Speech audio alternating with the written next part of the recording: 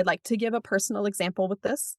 So when we were doing The Wind in the Willows with my oldest, she loved it. We listened to the audiobook. It was one of her favorites.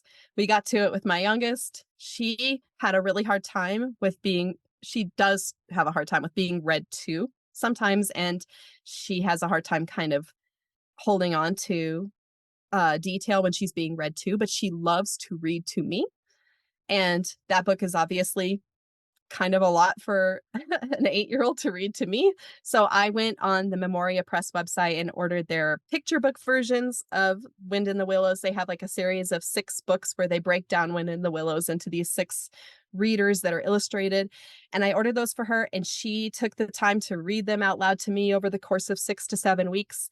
She loved it. She loved being the one that read to me. She retained everything so well and was able to remember all these details and go into great detail in her narrations. And so that's just an example of when adapting something for your child's specific needs is encouraged and welcomed. And we do it too in our own home. So, and graphic novels are a great option too for children that do better with that format. So, and you can even use Right. video film adaptations of certain books if that's a better fit for your family. And you're going to still get the benefit of the literary analysis and studying character and setting, and all that stuff is still there, even if you're only watching the film adaptation of it. So, again, just adapting it for your own needs. And then one last thing is that I get a lot of questions about brand new homeschoolers who come into Blossom and Root. They're like, I don't know where to start. This is so overwhelming.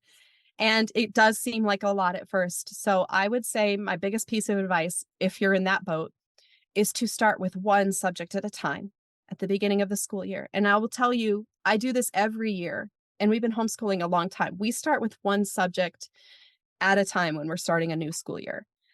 And we'll just start with language arts and math basically at the beginning. And then once I feel like we've got our rhythm down, I will add in science. I will add in history. I will gradually add in art. I will gradually add in nature studies. So don't feel like you have to start everything at the same time, knowing what you're doing right off the bat, because it's going to take some time to Yeah. find your rhythm. And your rhythms are different year to year.